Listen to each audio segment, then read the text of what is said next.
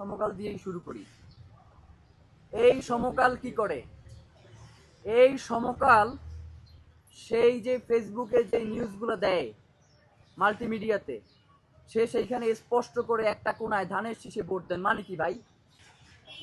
মানে নিরপেক্ষতার জায়গাটা কোন জায়গায় আপনারা একটু বলেন না। মানে এইটা তো বাংলাদেশের মানুষের জন্য, মানে আপনাদের জন্য এটা লজ্জা যারা সাংবাদিকতা করতেছেন ভাই। মানে সমকাল সে ধানের শীষে ভোট চাইতেছে, এবং আমি এটা প্রথমে বিশ্বাস করি নাই।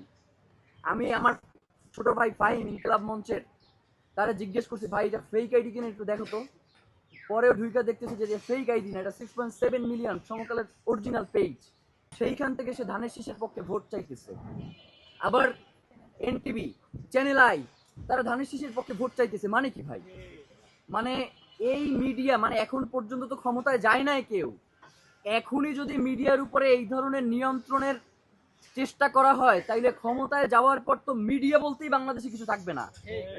মানে মিডিয়ারে আমরা কি বলি, গণমাধ্যম বলি না? এটা তো বিএনপি মাধ্যম হয়ে গেছে। আবার কিছু কিছু জায়গায় জামাত মাধ্যম হয়ে যেতেছে। মানে কি ভাই? মানে এই জায়গাগুলোতে, মানে বাংলাদেশের মিডিয়া সব থেকে বড় বড় হাউসগুলোর সমস্যা কি জানেন ভাই?